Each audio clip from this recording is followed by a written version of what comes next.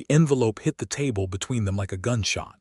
Marcella Fletcher stood in the doorway of the Townsend ranch house, her dark hair wind-blown and her chest heaving from the hard ride across the valley, and she watched Peter Townsend's eyes drop to the cream-colored paper she had just placed before him.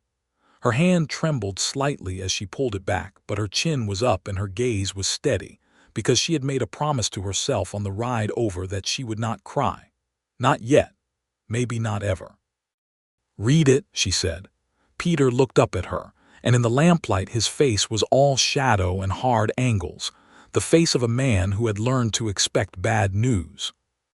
He was 31 years old and he had already buried a father, survived a drought, and fought off more than one attempt by powerful men to take what was his. He knew the shape of trouble the way a rancher knows the shape of storm clouds gathering over the eastern ridge. He picked up the envelope. She watched him unfold the letter inside, watched his jaw tighten as he read, watched the muscle in his throat work as he swallowed down whatever emotion first rose in him. The fire crackled in the hearth behind him.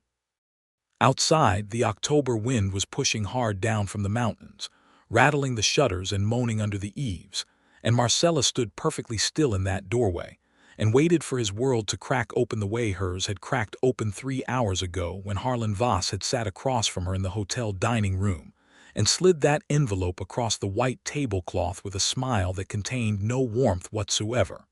Peter set the letter down. He looked at her. $15,000, he said. Yes, he wants you gone by the 1st of November. That is what it says. Peter stood up slowly from his chair, and he was a tall man, wide through the shoulders, with hands that had been shaped by a decade of cattle work, and he walked to the window and looked out into the dark yard where his horses were standing quiet in the corral. He was silent for a long time, long enough that Marcella felt the first crack forming in her composure. "Peter," she said, "I brought it to you because it is not my decision alone to make. This valley is your life. I have only been here 8 months. Whatever you say, I will do." He turned from the window then, and the look on his face was something she had never seen before, something raw and unguarded and fierce, and he crossed the room in 4 strides and stopped directly in front of her, close enough that she could smell the leather and wood smoke on his jacket. "You rode 4 miles in the dark," he said quietly, "to hand me that letter." "I did, when you could have just taken the money and gone." "I could have," she said, "but I did not want to." He looked at her for a long moment, and then something in him shifted, like a door opening onto a room that had been locked for a very long time. It had not always been this complicated. 8 months ago, Marcella Fletcher had arrived in Redemption Valley, Colorado, with a carpet bag, a schoolteacher's certificate, and a bone-deep determination to make something of herself in a place where no one knew her history. She had not come for a man. She had not come for romance. She had come because the valley needed a teacher, and because she needed a place where the past could not follow her quite so easily. The year was 1882, and the cattle business was king in this part of Colorado. The valley itself was a long green crease between 2 ridges of the San Juan Mountains, watered by a clear river called the Redemption Fork, and blessed with grass so good that cattle grew fat on it without much help from their owners. 3 ranches dominated the valley. The largest and the oldest was the Townsend spread, called the Double T, which Peter's father had built up from raw land in the 1860s, and which Peter had inherited at 23 when his father's heart gave out during the blizzard of 1874. The second largest belonged to a family called the Praters, decent people who had been Peter's neighbors and allies for as long as anyone could remember. And the third, the newest and the most aggressive, belonged to Harlan Voss. Harlan Voss had arrived in Redemption Valley 4 years before Marcella, in the spring of 1878, with a cattle operation already running and enough money to buy up 2 failing homesteads and build himself a house that was better suited to a Denver street than a mountain valley. He was 42 years old, black-haired and silver-tongued, and he had made it very clear from his first week in the valley that he intended to own all of it eventually. He had made quiet offers on the Prater place twice. He had twice been refused. He had never yet made a direct offer on the double T because even Harlan Voss understood that Peter Townsend would sooner burn his own house down than sell it to a man like that. But Harlan Voss was nothing if not patient, and he had a gift for finding a person's vulnerability and pressing on it until something gave. Marcella had not understood, when she first arrived, that she would become the pressure point. She had stepped off the stage in the small town of Redemption on a Tuesday morning in early March, wearing a blue wool dress and her mother's locket, and she had been met by the school board chairman, a round-faced man named Elias Drummond, who had given her a brief tour of the town and then taken her out to the valley to see the schoolhouse. The schoolhouse was a one-room affair at the edge of Peter Townsend's property, because Peter's father had donated the land for it years ago, and the nearest house was the Double T itself, which sat about a quarter-mile further up the valley road. She had met Peter that first day. He had been fixing a section of fence near the road when Elias Drummond's buggy rolled past, and Elias had stopped to introduce them, and Peter had taken off his hat and said, "Welcome to Redemption Valley, Miss Fletcher," in a voice that was quiet and direct and not particularly welcoming in any warm sense, just factual, as though he were noting that she had arrived, which was a thing that had happened and which he had now acknowledged. She had thought him reserved. She had thought him possibly unfriendly. She had been wrong about both. The first real conversation they had was 2 weeks later, when one of the older boys in her class, a 14-year-old named Danny Prater, told her that there was a dead calf on the far side of the creek and that they should all go look at it. And she had marched across the schoolyard and across the footbridge and found not a dead calf but a very much alive and very much panicked young heifer that had gotten her head stuck through the bottom rail of a fence. Marcella had tried for 20 minutes to work the animal free and had failed, and she had been considering her options when Peter Townsend had appeared on horseback on the far side of the fence, surveyed the situation, dismounted, and without a word taken over the operation with the calm efficiency of someone who had freed many stuck cattle in his time. The heifer came free in 3 minutes. Peter dusted off his hands and looked at Marcella with something that might have been amusement if his face had been willing to cooperate. "She belongs to me," he said, nodding at the heifer. "I have been looking for her since yesterday." "I thought she belonged to one of my students," Marcella said, slightly breathless from the exertion and from something else she could not quite name. "Danny Prater told you there was a dead calf," Peter said, and now there was definitely amusement in his voice held carefully in check. "He did. He was testing you, I know, and I passed," she said, "because I did not lose my temper and I did not give up." Peter looked at her for a moment. "You did not ask for help," he said. "I was about to." "Good," he said. "Knowing when to ask for help is as important as managing on your own." He had remounted his horse, touched the brim of his hat and ridden away, taking the heifer with him on a lead rope, and Marcella had stood there in the afternoon sunshine feeling as though the ground had shifted slightly under her feet in a way that was not entirely unpleasant. After that, things between them had proceeded slowly. Peter Townsend was not a man who rushed anything. He was not a man who made declarations or gestures, but over the following weeks he began to do things, small things. He fixed the schoolhouse roof when the spring rain started coming through. He left firewood stacked outside the door without being asked. When Marcella's riding horse threw a shoe on the valley road one afternoon in April, it was Peter who appeared within 10 minutes with a spare mount and had the horse reshod by evening. He did all of this without ceremony and without expectation, and Marcella, who had been burned by men who expected everything in return for very little, found herself both grateful and deeply wary. She had a past. Everyone in the frontier West had a past, but hers had teeth. She had grown up in St. Louis, the daughter of a dry goods merchant who had died when she was 16, leaving her and her mother in debt. Her mother had remarried quickly, a man named Gerald Holt who turned out to be primarily interested in using the family's remaining reputation as social currency in his own business dealings. When Marcella was 19, Gerald Holt had arranged what he called a business partnership with a man named Warren Cass, and part of that arrangement had involved Marcella being presented to Warren Cass as a suitable match. She had refused. The refusal had cost her everything in her stepfather's house, and had sent her out into the world with nothing but her education and her determination. She had taught school in Kansas for 2 years, then in New Mexico for a year, and then the notice from Redemption Valley had found her, and she had come west and south into the mountains and started over again. She did not talk about St. Louis. She did not talk about Gerald Holt or Warren Cass. She had put all of that in a locked room in the back of her mind and had gone forward. What she had not anticipated was Harlan Voss. She had met him formally at a community gathering in April, a spring social held in the town hall, and he had been charming and attentive in a way that she recognized immediately as strategic rather than genuine. He had brought her a cup of punch, told her she was the finest addition to the valley in years, and spent exactly 20 minutes establishing himself in her awareness before moving on to work the rest of the room. She had watched him go and had thought, that man wants something. She had learned over the following weeks what it was.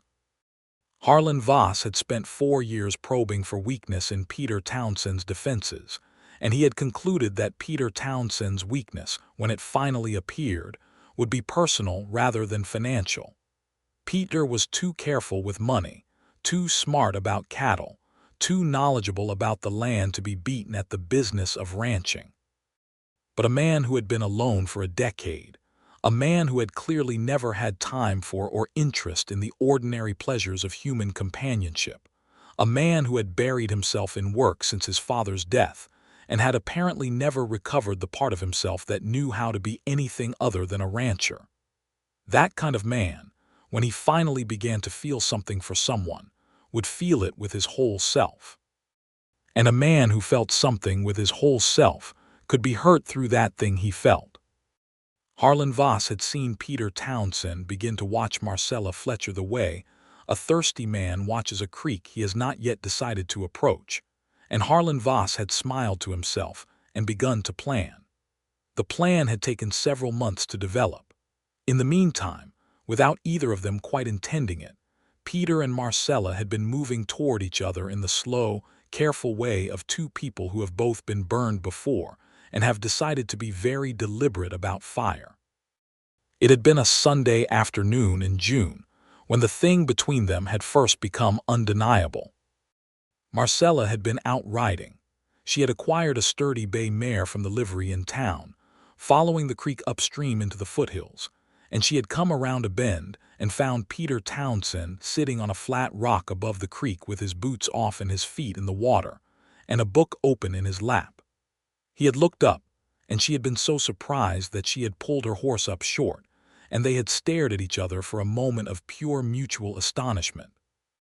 "I did not know you read," she said, which was not what she had meant to say at all. He raised an eyebrow.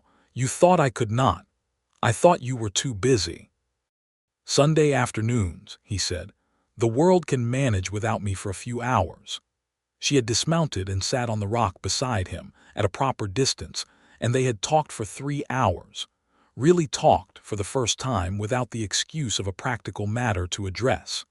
He had told her about his father, about the years of building the Double T, about what it meant to him to hold land that his family had shaped with their own hands.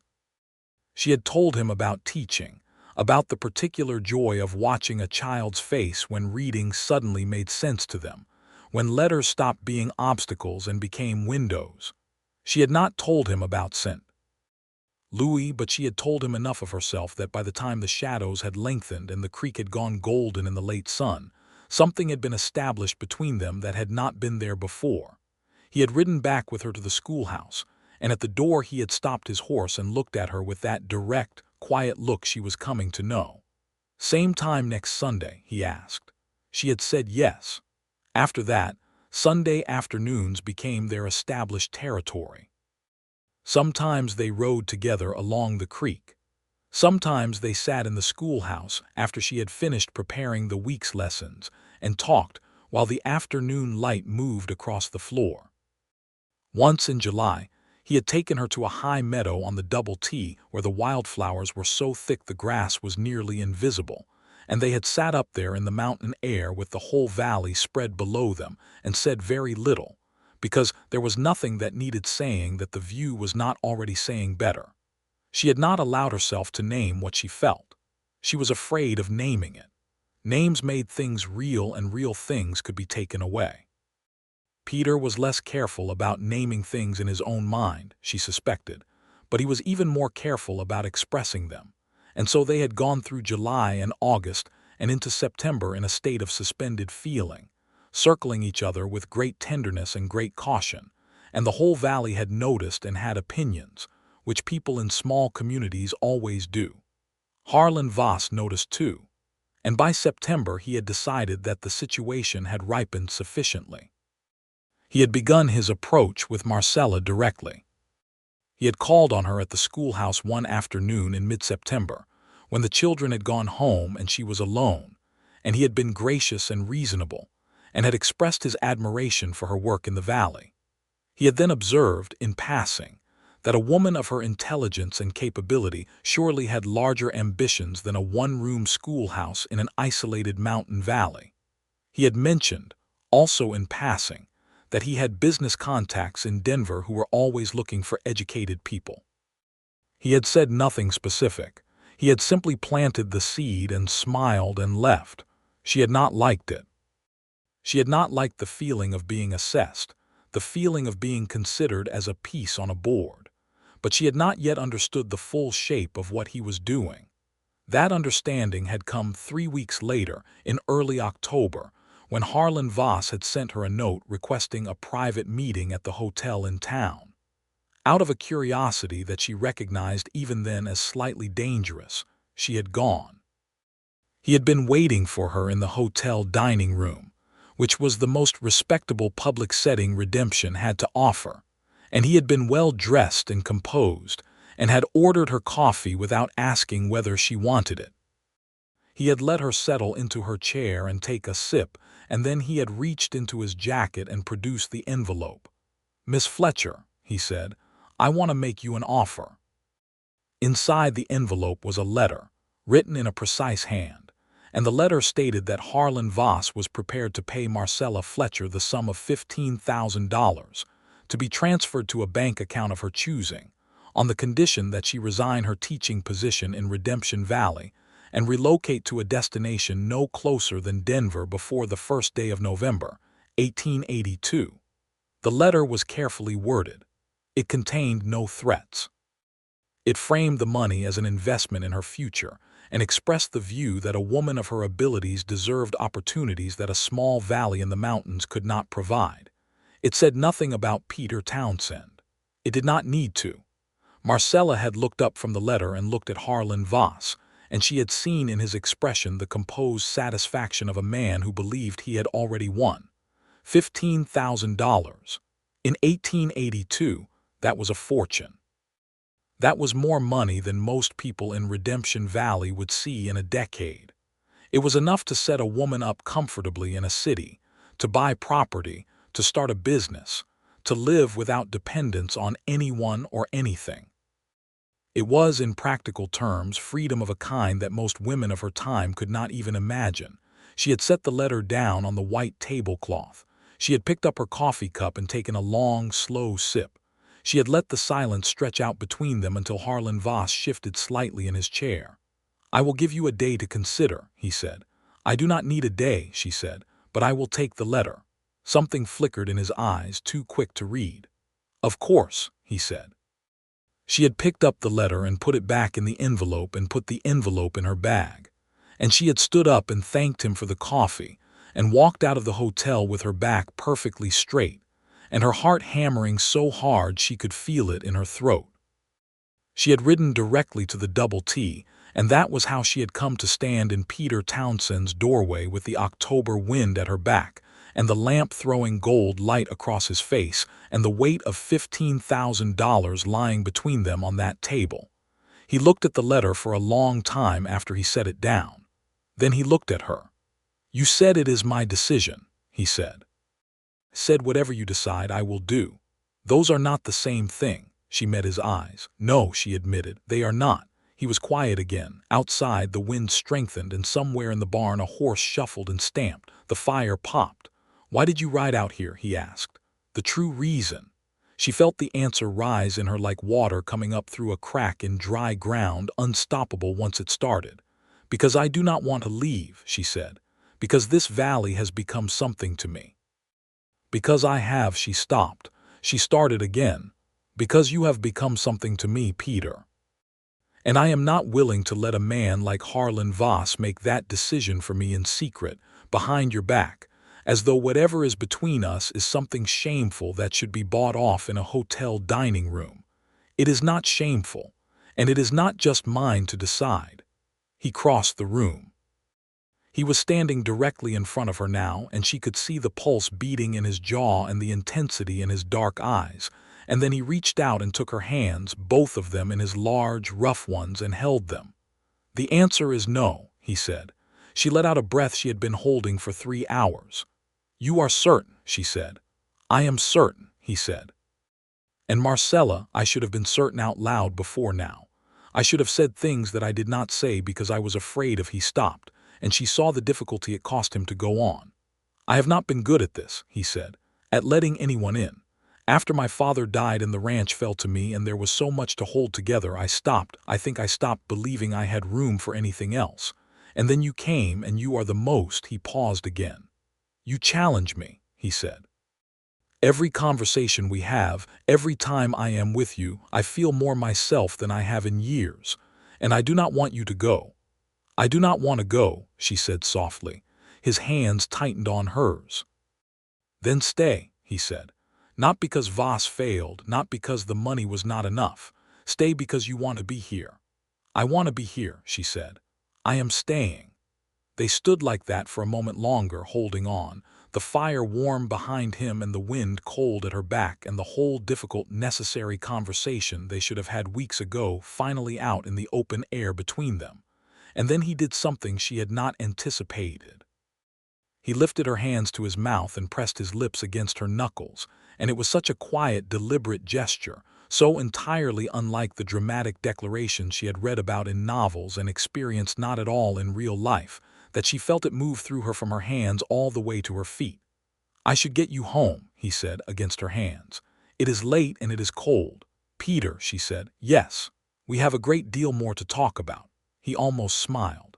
I know, he said. I intend to talk about it properly, when I have thought out what I want to say and can say it without embarrassing myself. She did laugh then, a short, warm laugh that surprised her. You have never embarrassed yourself in front of me once. You have a generous definition of embarrassment, he said. He rode with her back along the valley road in the dark, and they did not talk much, but the silence between them was completely different from the careful silence of the preceding months. It was the silence of people who have finally said the true thing and can rest in it. He saw her to the door of her house, which was a small but solid place on the edge of town that the school board rented to her, and he held her horse while she dismounted, and when she was standing on the step he looked up at her with that direct look. Tomorrow, he said, when I have had time to think. Tomorrow, she agreed. She went inside and sat by her own small fire and held the envelope in her lap and thought about what she was going to do with it. What she was going to do with it, she decided, was send it back. She wrote Harlan Voss a note that night, short and entirely without hostility, stating that she declined his offer and returning the letter unsigned. She sealed it and addressed it and left it on her table to give to the post in the morning. But what she had not yet learned, what she was about to learn, was that Harlan Voss was not the kind of man who accepted a refusal and moved on. The next morning she was in the schoolhouse, working through the day's arithmetic problems on the chalkboard while her 12 students arranged themselves at their desks, when Elias Drummond appeared in the doorway. Elias was flustered, his round face pink with agitation, his hat in his hands. "Miss Fletcher," he said, "I am sorry to interrupt. I need to speak with you for a moment." She stepped outside. The morning was bright and sharp, October gold on the aspen trees above the valley. the air carrying that particular mountain autumn quality that felt like drinking cold water. Elias told her that Harlan Voss had come to his house the previous evening and had expressed concerns about Marcella's suitability as the Valley schoolteacher. He had not made specific accusations. He had made what Elias described as troubling implications, suggestions that Marcella's background was not entirely what it had been represented to be, that there were things in her past that a school board responsible for the children of the Valley might want to investigate. Marcella stood very still on the schoolhouse step and felt something cold move through her that had nothing to do with the October air. "What did you tell him?" she asked. Elias looked miserable. "I told him I had no reason to doubt you, Miss Fletcher, but he is a persistent man and he has money, and I'm afraid some members of the board may feel they need to ask questions." She looked past Elias at the valley spread before her, the silver thread of the Redemption Fork, the gold and green of the slopes, the clean lines of the Townsend ranch buildings in the middle distance. "I understand," she said. "Thank you for telling me, Elias." She went back inside and taught the morning. She did it well, because whatever else was happening, her students had not done anything to deserve a distracted teacher, and she had made herself a promise years ago that the children always came first. She took them through their arithmetic and their reading, and she helped Danny Prater with a composition he was struggling with, and at noon she let them loose for their dinner break and sat at her desk and thought carefully about what to do. The past she had kept locked away had not, it turned out, stayed locked. She should have known. The past never does. Harlan Voss had clearly made inquiries.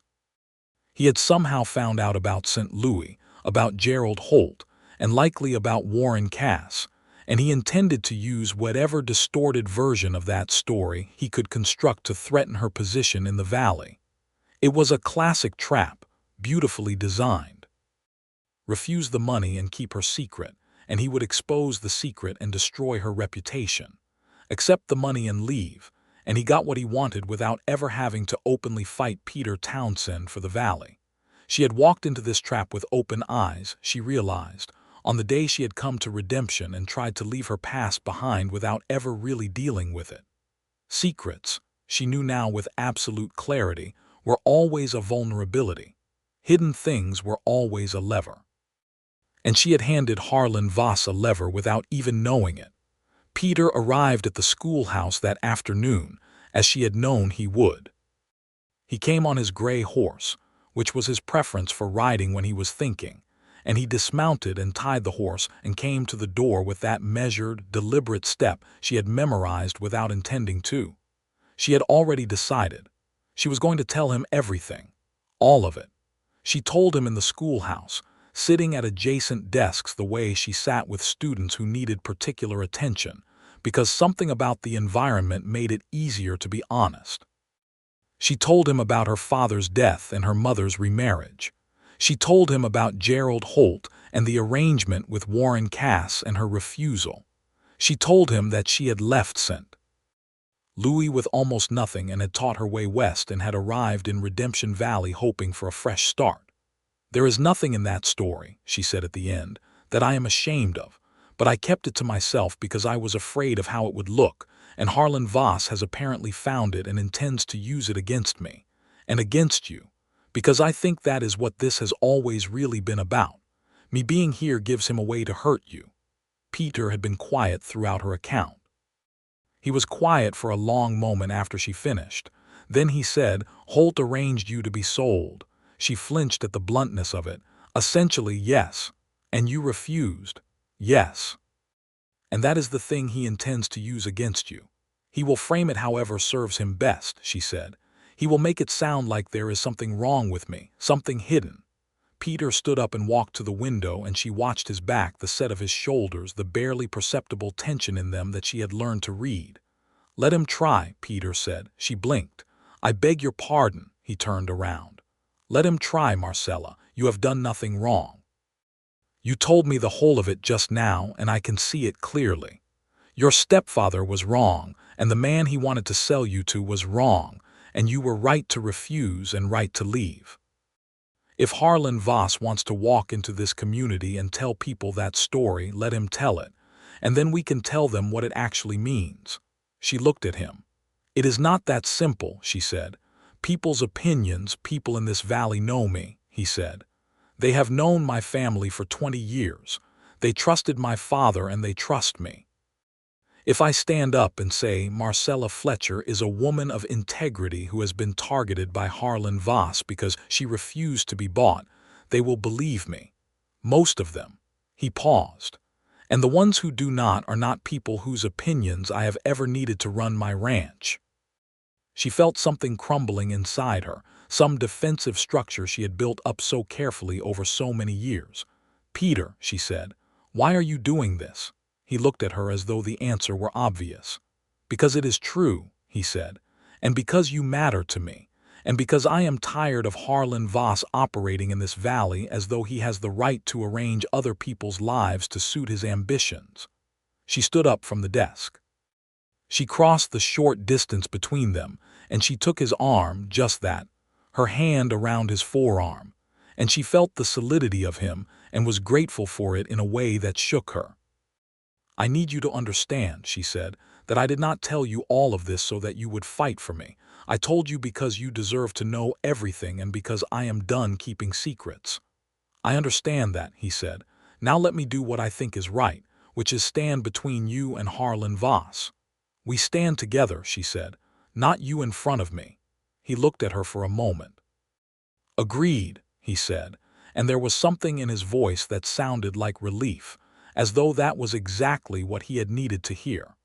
The confrontation with Harlan Voss came sooner than either of them expected. The following Saturday was the first day of October, and there was a community meeting in the town hall, a regular quarterly gathering where Valley residents discussed shared concerns like road maintenance and water rights and the general state of things. Everyone came to these meetings. They were part of the social fabric of the valley, and their importance went beyond whatever practical business was on the agenda. Harlan Voss arrived with 2 of his hired men, which was unusual for a community meeting. Peter arrived with Marcella beside him, which was also unusual because it was the most public statement they had ever made of the thing between them, and the whole room felt the significance of it and went slightly quiet. The practical business was disposed of first, because that was how things were done. Road grades, the condition of the bridge over the Redemption Fork, a dispute about a shared water source between 2 of the smaller homesteaders. Elias Drummond presided with his usual earnest efficiency. Then Harlan Voss raised his hand. There is a matter I would like to bring before the community, he said, a matter concerning the fitness of our current schoolteacher. The room shifted. Peter's hand found Marcella's under the table and pressed it once briefly. She stood up. Not Peter, her.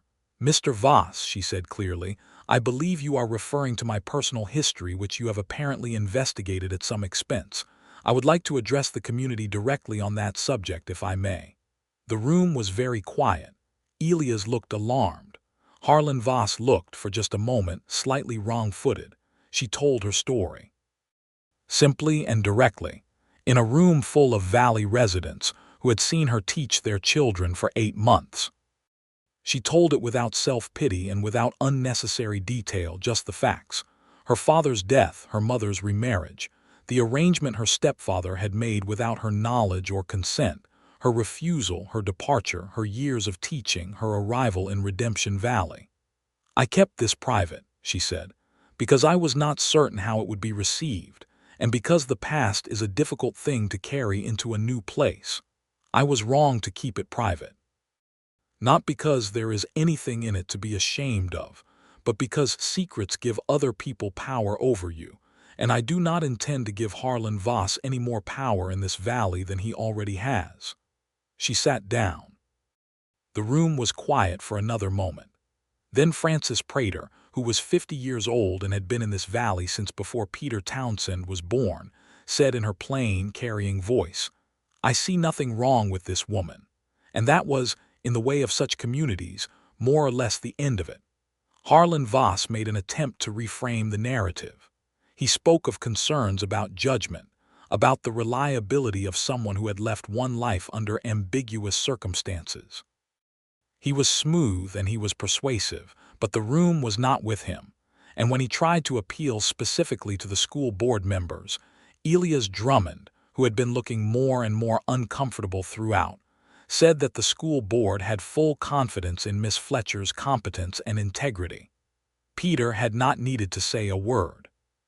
But when the meeting broke up and people were filing out into the October afternoon, Harlan Voss found himself standing near the door at the same time as Peter, and the two men faced each other with the composed, direct antagonism of people who have stopped pretending. "This is not finished," Harlan Voss said. His voice was quiet. "No," Peter agreed. "But it has changed. You tried to move a piece off the board and the piece declined to move. That changes your calculation." "The board changes," Voss said, "not the game." Peter looked at him steadily. "The game ends when you decide to be satisfied with what you have. You have a fine operation, Voss. Most men would be content." "Most men," Voss said, "are not me." He walked away and Peter watched him go, and then Marcella was beside him and he turned to look at her. "Are you all right?" he asked. "I am excellent," she said, and to her own considerable surprise she meant it. She felt lighter than she had felt in years, as though the story she had carried in that locked room had been a physical weight she had been wearing without realizing it. "I feel as though I have put down something very heavy." "Good," he said. "You should have put it down a long time ago." "I needed the right moment," she said. "I needed—" She stopped. "What?" "I needed to be somewhere I was willing to fight for," she said simply. He looked at her in that direct, quiet way of his. "I have been wanting to ask you something," he said. "Ask it." "Not here," he said. "Tomorrow afternoon, I have something I want to show you first." She almost pressed him, but something in his expression made her wait. "Tomorrow afternoon," she agreed. He took her home in his wagon, the two of them side by side on the bench with the last of the autumn sun warm on their faces, and they talked about the meeting and about Harlan Voss, and about what he might do next, because neither of them was naive enough to believe the man was done. But underneath the practical conversation there was a current of something warm and growing, something that had been permitted today in the public of the town hall meeting. The acknowledgement that they were not separate individuals managing separate problems, but something that was, or was becoming, a unit. He left her at her door as he always did, and she went inside and sat by her fire and thought about tomorrow. He came for her at 2 in the afternoon on horseback, leading her bay mare already saddled. He did not explain where they were going, and she did not ask. They rode up the valley road, and then off it onto a track she had not taken before, climbing up the west side of the valley toward a bench of land she had seen from below but never visited. When they came out onto the bench, she understood why he had brought her here.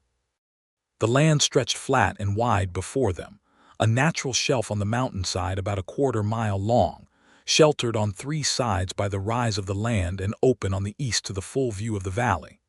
The grass was still good up here, cured to a golden color in the autumn, and there were 3 mature aspen groves around the edges, and in the middle of the bench facing the view someone had laid a foundation.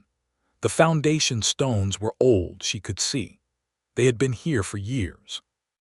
The corners were squared and the lines were straight, and the space enclosed was generous, bigger than her schoolhouse, bigger than the small house she rented in town. "My father started this," Peter said beside her. "The summer before he died, he had it in mind to build a second house on the property further up the slope. He thought the elevation would be healthier. He got the foundation in and then the blizzard came and he stopped. He never came back to it." She looked at the old foundation stones, the careful work of a man she had never met, laid down in hope for a future he had not lived to see. "I have thought about finishing it," Peter said. "For a long time I thought about it and did nothing, because there was no reason to. A house is just walls and a roof if there is no one to fill it." She looked at him. He was looking at the foundation, his hat in his hands, and she could see the effort it took him to say what he was working toward. Peter Townsend was the most capable man she had ever met and the least practiced at vulnerability, and watching him reach for it now was one of the most moving things she had ever seen. Marcella, he said. He looked at her. I am 31 years old and I have spent 8 years running this ranch alone and telling myself it was enough. It has not been enough. I did not know what I was missing until I found it, and now that I have found it I do not intend to be a coward about it. He stopped again, started again. I would like to build this house. And I would like to build it for you. I am asking you if you are willing to marry me. The valley spread below them in the golden afternoon, and the aspens were trembling in a light wind, and Marcella Fletcher looked at Peter Townsend with his hat in his hands and his heart absolutely visible on his face and felt everything inside her go very quiet and very clear. Yes, she said, I am willing. He let out a breath, and the tension left his shoulders, and he took one step toward her, and then stopped, as though he were not quite sure what to do with the extraordinary fact of her agreement, and she laughed and closed the remaining distance herself, and took his face in her hands and kissed him, there on the mountain bench with the whole valley watching, and he kissed her back with a warmth and a thoroughness that suggested he had been thinking about it for considerably longer than she had known. When they separated, he was smiling. She had not seen him truly smile before, not the almost smile she had catalogued over the months, but a real one, and it transformed him completely. We should tell people, he said. We should tell Harlan Voss, she said. He laughed. She had not heard him laugh before either, and she decided immediately that it was one of her favorite sounds. They rode back down the valley in the amber light, and they were barely halfway to the main road when they encountered the situation that would turn out to be Harlan Voss's final gambit. One of Peter's ranch hands, a young man named Cody, was coming toward them at a hard gallop, and when he saw them he pulled up his horse with visible relief. "Mr. Townsend," he said, breathing hard, "men cutting your south fence, 3 of them. Dell saw it from the ridge and sent me for you." Peter's expression changed in an instant, all the warmth snapping down beneath the surface, replaced by the focused calm of a man who has dealt with emergencies before. "How long ago?" 20 minutes. Peter looked at Marcella. Something communicated itself between them without words. "I am coming with you," she said. "Marcella, I am not going to wait at the schoolhouse while someone tears down your fence," she said. "Let us go." He looked at her for one more second, and then he nodded, and the 3 of them turned south. The south fence of the Double T ran along the base of a long ridge that bordered Harlan Voss's property on one side and Peter's on the other, and it was a line that had been disputed in a low-level, persistent way since Voss had arrived in the valley. Not legally disputed, because the original surveys were clear, and the boundary was not in genuine question. But Voss had always behaved as though the fence were a temporary inconvenience that would eventually be removed. When they came over the ridge, 3 men were indeed cutting wire. They were Voss's hired hands, and they did not look startled when they saw Peter coming. They had been sent to be seen, Marcella realized immediately. This was a provocation, not a covert operation. Harlan Voss wanted a confrontation. Peter reined up 20 feet from the men. "Stop what you are doing," he said. The nearest man looked up from the wire. He was big, and he had the particular look of someone hired for purposes beyond routine ranch work. "This fence is on Voss land," he said. "We are just clearing it." "This fence is on Townsend land," Peter said. "You know that and I know that. I am going to ask you once to put those cutters down and ride back to your employer." "And if we do not?" the man said. Peter was quiet for a moment. Marcella watched him and the 3 men watched him, and the afternoon was perfectly still. "Then I will document this trespass," Peter said, "and I will take it before the county judge in Silverton, and Harlan Voss will pay fines for every foot of fence you have cut, and I will also file a complaint with the Territorial Land Office regarding his pattern of attempting to encroach on surveyed property lines. And then I will rebuild my fence, and it will take about a day. And Voss will have spent a considerable amount in legal fees for no gain whatsoever. That is your option." The 3 men looked at each other. The one who had been speaking looked past Peter to where Marcella sat her horse quietly, and then he looked back at Peter, and something in what he saw made him reach a conclusion. "We are done here," he said. He jerked his head at the others, and they mounted and rode south, back toward Voss land. Peter sat his horse and watched them go. Then he dismounted and walked the fence line, assessing the damage. 3 sections of wire had been cut. He measured it with his eye and muttered numbers to himself. "Can it be repaired easily?" Marcella asked. "Yes," he said. "I am going to Silverton anyway." She looked at him. "To see the judge and the land office," he said. "I should have done it a year ago. I kept hoping Voss would settle into the valley the way a reasonable man settles, but he is not a reasonable man. He is a man with a fixed ambition and no ethical boundaries. You do not wait out a man like that. You establish legal clarity and you enforce it." She looked out over his land, the south meadows golden in the afternoon sun, the mountains rising beyond, and she thought about what it meant to love a place enough to fight for it. She thought about how the valley had come to mean something to her that she had not anticipated and could not now imagine losing. "Harlan Voss offered me $15,000, she said, "because he thought I was the weakest point in your defenses. I know. He was wrong about what I am," she said. "I am not a weak point. I am the reason the defenses hold." Peter looked at her with an expression she recognized now as the one he wore when she said something that caught him completely off guard in the best possible way. He came over to where she sat on her horse and reached up and took her hand. "Yes," he said. "That is exactly what you are." He went to Silverton the following week, and he came back with documents confirming the survey boundary and a formal complaint lodged with the county regarding the fence cutting, and the judge had made it clear that any further encroachment would result in serious consequences for Harlan Voss. It was not a dramatic victory. There were no confrontations in the street, no drawn weapons, no violence. It was the quiet, thorough kind of victory that comes from doing everything correctly, and it was, in some ways, the most effective kind. Harlan Voss received the legal notice and sent no response. He did not cut any more fence. He did not make any more approaches to Marcella or to the school board. He continued to run his operation on his side of the valley in an outward appearance of normalcy, but the valley had shifted around him in some subtle but definitive way, and everyone who understood such things knew that his campaign to own all of Redemption Valley had suffered a wound from which it would not quickly recover. Peter and Marcella were married on the 21st of November, 1882, in the small Presbyterian church in Redemption, in a ceremony attended by every family in the valley and most of the town. Francis Prater stood up with Marcella. Elias Drummond read a scripture passage. Peter's ranch foreman, a steady man named Walt Hennessy, who had been with the Double T since Peter's father's time, stood beside Peter and watched the proceedings with an expression of profound personal satisfaction. Marcella wore her best dress, which was a deep green wool, and she carried a small bunch of dried autumn flowers because that was what the season provided, and she thought they were perfect.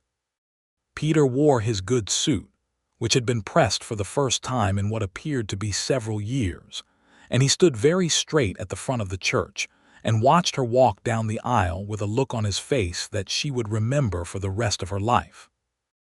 They said their vows in the plain, direct way of the time and the place, without elaboration, and the words felt exactly right because they were simple and they were true. The whole valley fed them afterward at the town hall, long tables covered with food that people had brought from their own kitchens, and there was music from a fiddle player named Reuben who played for 3 hours without stopping, and the evening was warm and loud and full of goodwill. Marcella danced every dance with Peter because he turned out to be a better dancer than she had expected, and she told him so, and he said that his mother had insisted on it when he was 12 years old and that it had seemed pointless at the time but that he was now grateful. Was she a wonderful woman? Marcella asked. She knew his mother had died when he was young and they had not talked about her much. She was extraordinary, he said.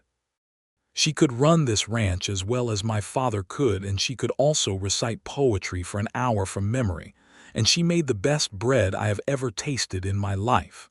He paused. You would have liked each other. I think I would have been terrified of her, Marcella said. Only for the first 5 minutes, he said. Then you would have been allies. He said it with quiet certainty, and she felt the warmth of it, the gift of being known well enough to be placed accurately within a person's history. They rode up to the bench house that night, the house that was only a foundation still, but they had planned it out together through October, and the work would begin in spring. For now, they returned to the main ranch house, the old house that had been Peter's father's and that was solid and comfortable and full of decades of living. She was happy. She was, she thought, the happiest she had ever been, which was a thing she recognized with a kind of careful wonder, because happiness of this depth was not something she had expected to find, certainly not here, certainly not this year, certainly not with a man who had introduced himself by fixing a stuck heifer and thanked her for it with a touch of his hat brim. The winter came down hard over the valley in December. The kind of Colorado mountain winter that tests a person's resolve and rewards those who have prepared well. Peter had prepared well, as he always did. The cattle were in good condition, the hay supply was adequate, the ranch buildings were tight and weatherproof, and the two of them were warm together in the old house, while the snow built up outside and the mountains disappeared into white. Marcella continued teaching through the winter. She rode to school on good days, and on the worst days Peter drove her in the sleigh, which was a small extravagance he had produced from the back of the barn on the first truly bad snowstorm, and which she had been delighted by entirely. She loved her students. She loved the peculiar intimacy of a one-room schoolhouse, the way children of all ages had to look after each other and learn from each other as much as from her. She was particularly fond of Danny Prater, who had started the year by testing her with the stuck heifer trick and had spent the subsequent months becoming one of her best readers. He was 15 now and sharp as a tack, and she thought he could go to university if his family could be persuaded of the value of it, which was a project she had in mind for the following year. She was 6 weeks pregnant when she found out about Harlan Voss's next move. She had not yet told Peter about the baby. She was waiting for the right moment, which she thought would be soon. She was sitting at the kitchen table one evening in late January, working through some papers from her students, when Peter came in from outside with a particular expression that she had learned to recognize as the one he wore when he had received bad news and was deciding how to frame it. "Tell me directly," she said, without looking up. He sat down across from her. "Voss is selling his operation," he said. She looked up. "Selling." "Apparently his investors have withdrawn. It is not entirely clear why, but there is a story going around that his financial backing in Denver had its own problems and called in its capital." He paused. "I may have written some letters to people I know in Denver over the past 2 months." She stared at him. "Peter, I did not do anything dishonest," he said carefully. "I simply made sure that certain people in Denver who have investments in this region were aware of Voss's methods, his pattern of attempting to acquire land through pressure and manipulation rather than legitimate means. The fence cutting, the approach to you." He paused again. "People who invest money like to know the character of the people they are investing with." She kept staring at him. Then she said, "You never told me you were doing that." "I was not certain it would work," he said. "Did not want to raise your hopes." "Or mine," she said slowly. "You wanted to handle it. I wanted to protect Peter." She said his name with a particular tone, and he stopped. "We agreed," she said. "We stand together, not you in front." He met her eyes. She watched the moment of resistance, the old habit of the man who had run everything alone for 8 years, and then she watched it give way. "You are right," he said. "I should have told you. I am sorry." She looked at him for a long moment. Then she said, "Thank you for doing it, and I am glad it worked. And next time you decide to write letters to Denver investors, I would like to know about it." "Agreed," he said. She looked back at her papers, and then she looked up again, because the moment felt right and she did not want to hold this particular piece of news any longer. "I'm going to have a baby," she said. The silence that followed was of a different quality than any silence she had experienced in that kitchen. It was the silence of something enormous arriving in a space that had not known it was waiting for it. Peter's face went through several things in quick succession. A astonishment. Something that might have been fear, honest and immediate. And then, breaking through all of it like light coming over the ridge in the morning, a joy so complete and unguarded that she felt her eyes fill. He was around the table so fast she barely saw him move, and he was kneeling beside her chair with his hands on her face, and he said, "Truly, truly," she said. He rested his forehead against hers and said nothing for a long moment, and she could feel him breathing, feel the slight tremor in his hands that he would never acknowledge but that she loved because it was real. "When?" he asked. "July, I think," she said. "I will need to see Dr. Farley." "We will see him tomorrow," he said. "Peter, it is January. There is no rush." "Tomorrow," he said firmly, and she laughed and did not argue because some things were worth letting him have. The spring of 1883 came in early and warm. Harlan Voss's operation sold in March to a family from Wyoming, the Hendersons, who turned out to be entirely reasonable people interested in running cattle and being good neighbors and nothing else. And the valley breathed a collective sigh of relief that Marcella found deeply satisfying. Construction on the bench house began in April, when the ground thawed enough to allow it. Peter had drawn the plans himself over the winter, with input from Marcella that he had solicited carefully and incorporated thoroughly. And the result was a house that was designed to be both beautiful and practical, which she thought was an accurate description of Peter himself. Local craftsmen from Redemption did the framing and the carpentry, and Peter worked alongside them on the days he was not needed elsewhere. And by the end of May the walls were up and the roof was on. Marcella taught her spring term with a belly that she thought would make some parents on the school board nervous, but no one said anything, and she suspected that Peter's standing in the community provided a certain amount of quiet protection. She finished the term in June and handed the class over to the young woman from Silverton who had been hired to take over in the fall, and she felt the bitter sweetness of it, because she loved teaching and was not sure she was done with it forever.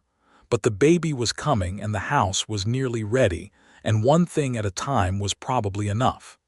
The bench house was finished in June.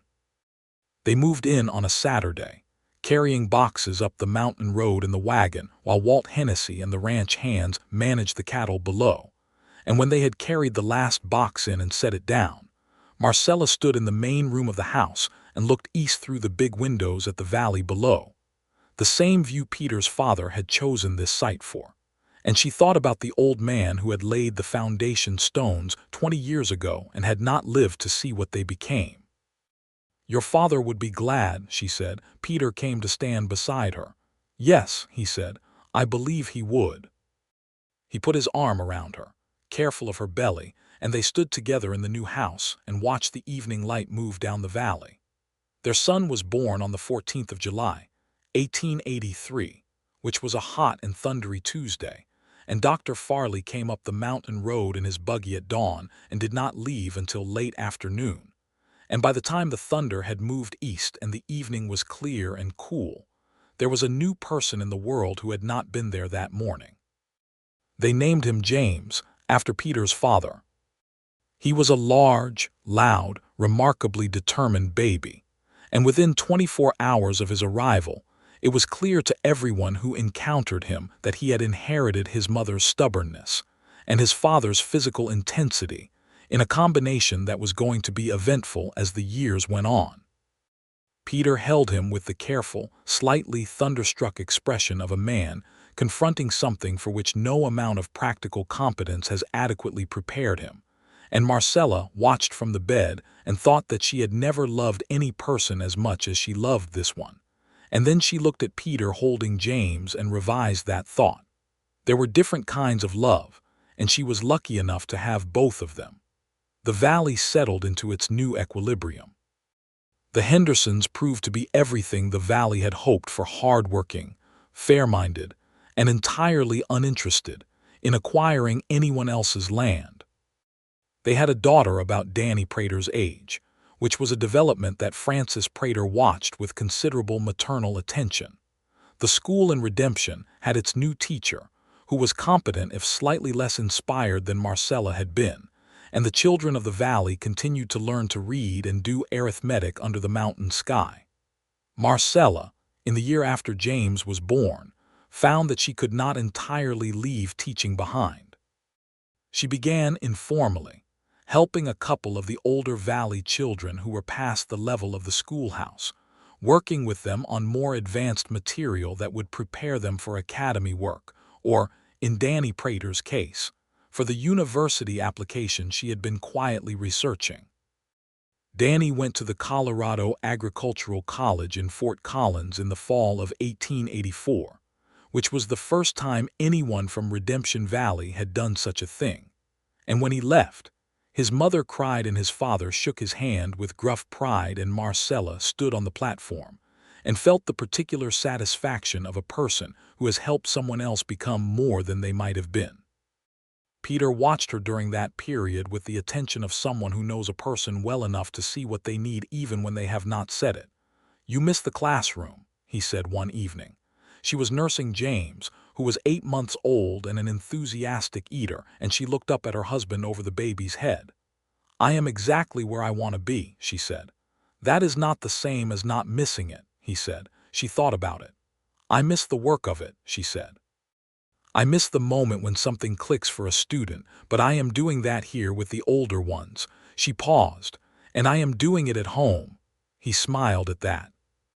James, distracted by his father's voice, looked up at Peter and made a sound of determined greeting. "He recognized you," Marcella said. "He has been recognizing me for 2 months," Peter said, coming over to sit beside them, reaching out to let his son grip his finger. "He did it more emphatically just now," she said. He laughed quietly. "He is emphatic about everything." "He comes by it honestly," she said, and Peter looked at her. "From which side?" he asked. "Both," she said serenely. It was in the spring of 1885 that Marcella made a decision that she had been turning over for some time. She went to Elias Drummond and proposed establishing an advanced class for the older students in the valley, a supplementary program to the regular school, meeting twice a week, to be held in the town library, which the community had established in 1883. Elias, who had developed a thorough respect for Marcella's educational judgment, agreed with minimal deliberation. The advanced class met its first group of 8 students in April of 1885, and it grew from there. By the following year it was 12 students, the year after that 15. Several of those students went on to further education, which had never happened before from Redemption Valley, and the community began to look on the program with the particular pride that small communities take in the accomplishments of their young people. Marcella was 29 that year. She was, she thought, exactly the person she had hoped to become when she had stepped off the stage in Redemption 3 years before, but larger, more than she had planned. Love had a way of doing that, making a person more than their plans had accounted for. Peter, at 33, had built the Double T into the most productive cattle operation in that part of the San Juan country. He had added land, not by pressure and manipulation as Harlan Voss had tried, but by buying it fairly from homesteaders who had decided to move on, and by working it with the same thorough attention he brought to everything. He had 5 full-time hands now and a foreman in Walt Hennessy, who was as reliable as the mountains themselves. The bench house had acquired a garden that Marcella had planted and tended with the same energy she brought to teaching, and in summer the east-facing windows let in the morning light over the valley in a way that never stopped being beautiful. Their second child was a girl, born in the fall of 1885. They named her Catherine, which had been Peter's mother's name, and the name suited her because she arrived in the world with a calm authority that suggested she knew exactly where she stood and was entirely comfortable with it. By 1886, the valley had changed and had stayed the same in the ways that mattered. The Henderson Ranch ran well on the old Voss land, and the Hendersons and the Townsends had become genuine friends, the kind who share dinners in winter and help each other during branding, and whose children grow up together. The town of Redemption had a telegraph office now, and a second general store, and a new schoolhouse that was twice the size of the old one, and a volunteer fire brigade that Peter had helped organize. Life in the valley was not without its hardships. There were difficult winters and dry summers, and the constant, grinding work of running cattle through mountain country. There were small tragedies. A Homestead family lost their barn to lightning fire in 1886, and the whole valley turned out to help them rebuild. And old Francis Prater's husband died that same year, peacefully in his sleep, and the community mourned him properly. There was a cattle disease that went through the valley in the spring of 1887 and cost every operation some animals, and Peter and Marcella spent 3 weeks in close consultation with the county veterinarian trying to save as much of the herd as they could. But through all of it, through the difficulty and the work and the ordinary grief that life brings regardless of where it is lived, Peter and Marcella were together in a way that felt elemental, as though they had always been pointed toward each other, and the valley had simply been the place where that direction resolved itself into a rival. They talked, more than many couples of their time and place. They talked about the ranch and about the children and about books, and about what the territory's politics meant for cattle operations, and about what they believed and what they feared and what they hoped for. Peter had grown more expressive over the years, not effusive, that was not his nature, but more willing to say the true thing directly rather than holding it until it had been thoroughly considered. Marcella had grown more patient, not passive. She was never that, but more willing to let things unfold at their own pace rather than trying to manage all outcomes in advance. James, at 3, was a force of nature who had to be watched at all times and who had a particular talent for finding every hazard on a working ranch and approaching it with cheerful fearlessness. He adored his father with the uncomplicated totality that small boys have for fathers they respect, and he followed Peter around the ranch in miniature boots that Peter had made for him at the Redemption cobbler's shop. He also adored his mother and would come and sit in her lap while she was reading and demand stories, which she provided in great and inventive quantity. Catherine, at 1, was already managing to make her preferences known with remarkable precision for a person who could not yet form full sentences. She had her father's dark eyes and her mother's expressions, and she watched the world around her with a composed intensity that Marcella found deeply amusing and a little awe-inspiring. It was in the summer of 1886, on a Sunday afternoon when the children were napping, and the house was quiet in the afternoon heat, that Peter found Marcella sitting on the east porch of the bench house, looking out at the valley, with the particular expression he had come to know as the one she wore when she was working something out. He sat beside her. He did not ask. He had learned over 4 years of marriage that she would say it when she was ready and that waiting was not the same as not caring. After a while she said, "I have been thinking about the letter." He was quiet. "Harlan Voss offered me $15,000, she said, "and I brought it to you and said it was your decision, and you said no, and everything that followed came from that no." "Yes," he said. "I think about that choice," she said. "Sometimes I think about it in the night." The simplicity of it. If I had taken the money, I would be in Denver right now, or somewhere else, with a bank account and a furnished house, and she paused. "Nothing," she said. "Nothing of this." He looked at the valley, the late summer green of it, the long shadows coming off the western ridge as the sun began its descent. "What made you bring it to me?" he asked. He had asked before in different ways, and she had given different versions of the answer, and he found he still wanted to understand it fully. She turned and looked at him. "Because I had already decided that this valley mattered to me," she said, "and you were part of what the valley meant." And Harlan Voss sat across a hotel table from me and offered me money to leave. And what he was really offering me was the option to disappear without a fight, to take the easy way out and call it freedom. And I sat there and looked at that letter and I thought, this is not a business decision. This is a decision about what I am. And it seemed to me that if you were the thing he was trying to reach through me, then you had the right to know. And whatever you decided I could live with. Even if I had said go, he said quietly. She met his eyes. I would have gone, she said, but I would have grieved it for the rest of my life. He reached over and took her hand. I almost did not say stay, he said. She blinked. This was new. You almost said go. Not because I wanted you to, he said carefully. Because I was afraid that if I said stay, I was making a decision for your life based on my own feelings. And that felt, he paused. It felt like the kind of thing that a man like Voss would do, using someone else's life as a piece in his own game. She looked at him with something very deep and very moved in her eyes. You were afraid of wanting me too much, she said. Yes, but you said stay. Because I realized, he said, that you had ridden 4 miles in the dark to bring me that letter. That you had already made a decision about what this meant to you. And not saying stay would have been dishonest.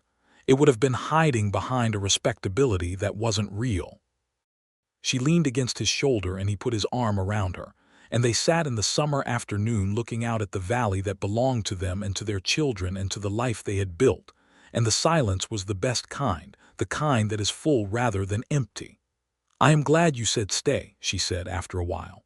So am I, he said, every day. Below them, the redemption fork caught the afternoon light and threw it back in long silver flashes.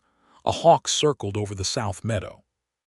From inside the house, the sound of James waking from his nap carried through the open window, a steadily increasing series of announcements that he was awake and needed the world's immediate attention. Peter started to get up. Marcella put her hand on his arm. A moment longer, she said. He settled back.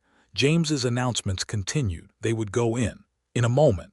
Tell me something, she said. Tell me what you are glad of. He was quiet for a moment in the way that meant he was being precise. This view, he said, every morning this view, I do not think I will ever stop being grateful for it. And, James, he said, the way he runs. He runs like he is trying to catch something important. I do not know what it is, but I hope he catches it. And Catherine, he smiled without looking away from the view. Catherine is going to run this valley someday, he said. I do not know in what capacity, but she will. Marcella laughed softly.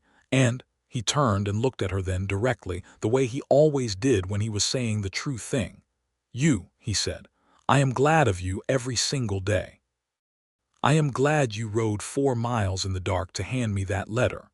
I am glad you stood up in that town hall meeting and told your whole story without flinching. I am glad you told me we stand together.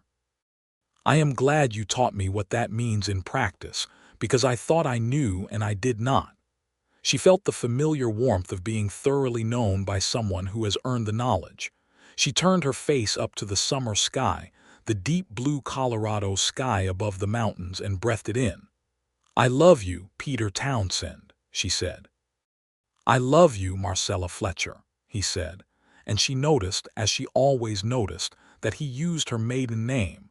Not because he forgot the change, but because he had once told her that it was the name she had carried through all the difficult years, and it deserved to be held with the other name, not replaced by it. From inside, James had moved from announcements to direct demands, which meant they were approximately 30 seconds from him appearing at the door. They looked at each other, and the moment was perfect and complete, and was about to change in the noisy, small-booted way that moments in a house with young children always do, and that was also good. That was also exactly right. Peter got up and went inside, and Marcella heard him scoop James up and heard James's immediate shift from demanding to delighted, and she sat on the porch for 1 more minute in the summer afternoon of her own life and held it, all of it, in both hands. The years moved forward in the way that good years do, with enough of the new to keep life interesting and enough of the familiar to keep it grounded. By 1888, Danny Prater had come back from Fort Collins with a degree in agriculture and a great deal of enthusiasm for improved cattle management techniques that he proceeded to share with every rancher in the valley who would listen. And most of them listened because Danny had grown into an excellent communicator, and also because the techniques were genuinely useful. Marcella's advanced class had become an institution. The new schoolhouse in Redemption had a dedicated room for it, 3 afternoons a week, and Marcella had a small stipend from the school board for running it, which she had initially declined, and then accepted when Peter pointed out that accepting appropriate payment for valuable work was not a concession of principles but a recognition of reality. Their third child arrived in 1888, another boy, whom they named William, after no one in particular, because he seemed to arrive entirely himself, with a patient and observational quality that was quite different from James's intensity or Catherine's authority. William watched the world with interest and waited until he had something definite to say before saying it, which was a trait that Peter recognized in himself, and that touched him deeply. By 1889, Colorado was on the verge of statehood. It had in fact been a state since 1876, but the territory's infrastructure was developing rapidly in these years, and the valley was connected to the wider world in ways it had not been a decade before. The railroad had come to Silverton, which changed the economics of cattle shipping in the region significantly, and Peter had navigated that change with his characteristic thorough preparation. James, at 6, had started school. His teacher was the latest in a succession who had held the schoolhouse since Marcella left it, and James was an enthusiastic, if occasionally chaotic student, who his teacher described as having abundant potential and a need for direction, which Marcella thought was a diplomatic way of saying that he was exactly like her. She helped him with his reading in the evenings at the kitchen table, and in those sessions she felt the old joy of it, the particular pleasure of being useful in this specific way, come back to her cleanly and completely. She was 32 and her husband was 38, and they had 3 children and a house on a mountain bench with the best view in the valley, and she had a teaching program that was sending children out into the world better prepared than they would otherwise have been.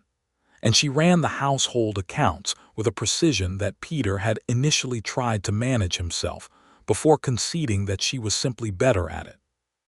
She read constantly books ordered from Denver, newspapers from 3 cities, and she and Peter read to each other in the evenings when the children were in bed, a habit they had developed in the first winter of their marriage and had never broken.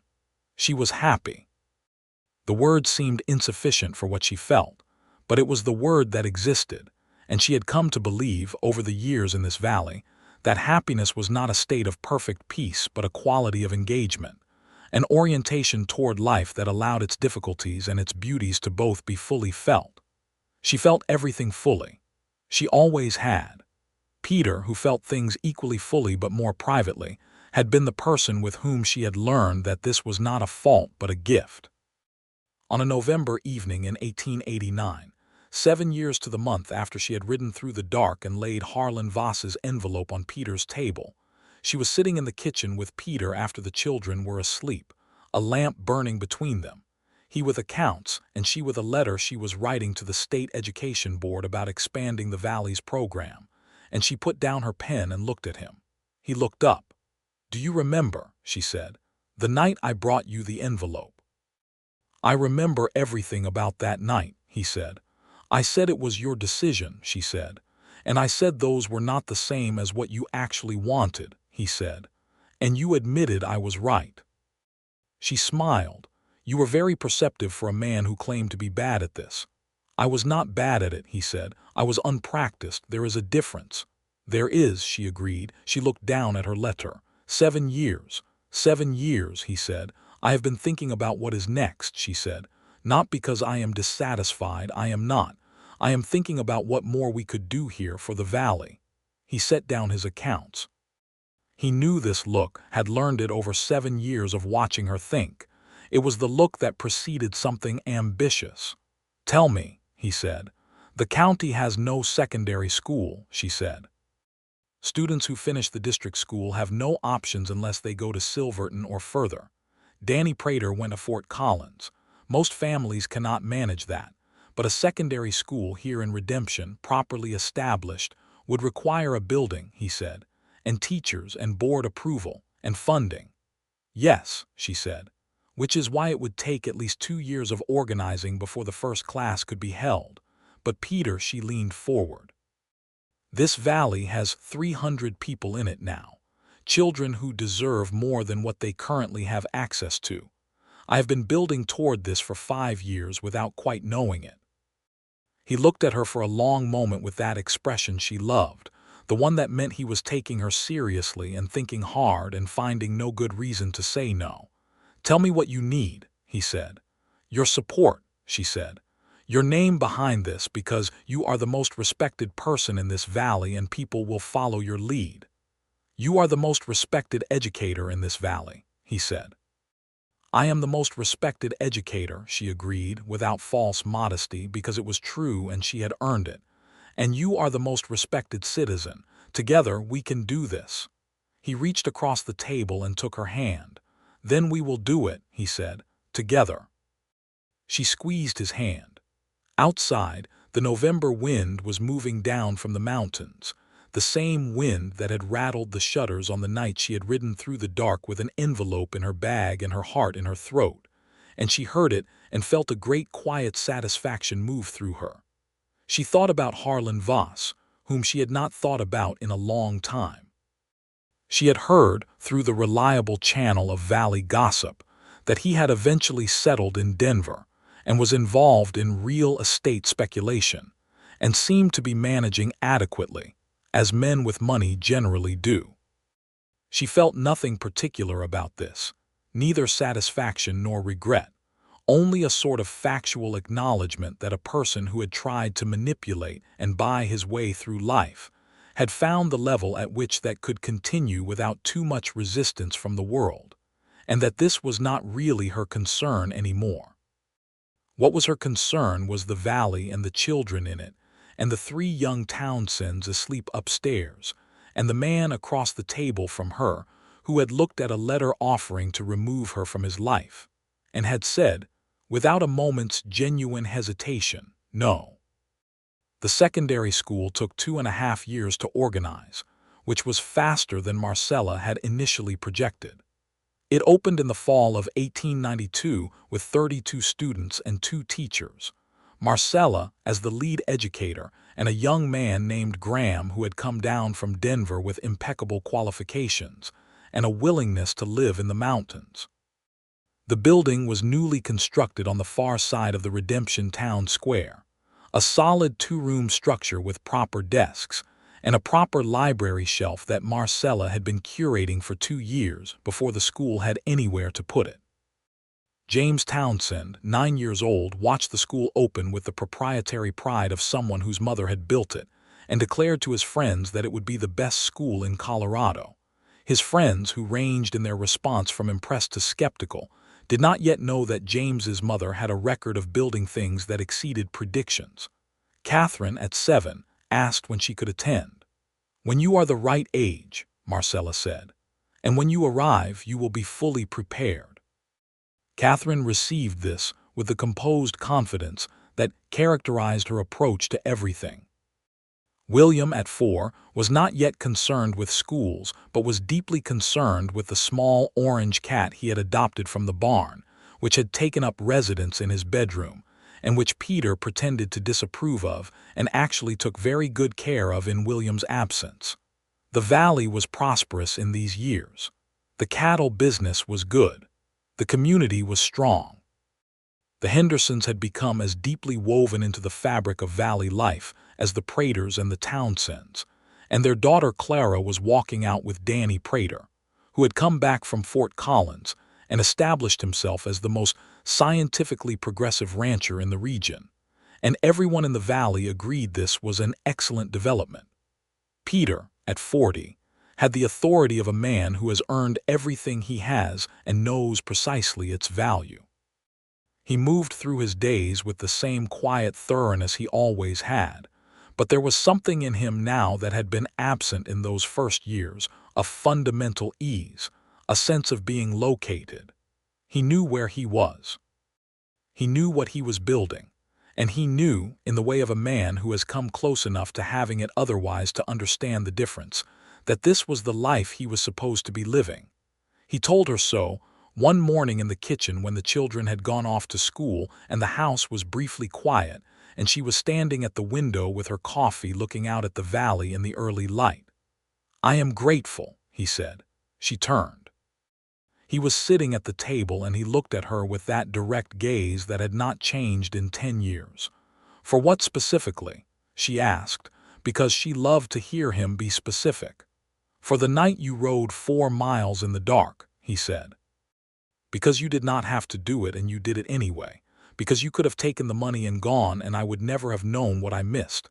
But you rode out here in the dark and you handed me that envelope and you said it was my decision. And that was the most generous and the most honest thing anyone has ever done for me in my life." She set down her coffee and sat down across from him. "It did not feel generous," she said. "It felt necessary." "That is what genuine generosity feels like," he said. "It feels like the only possible thing." She looked at him across the kitchen table in the morning light of their life together, and she thought about all of it.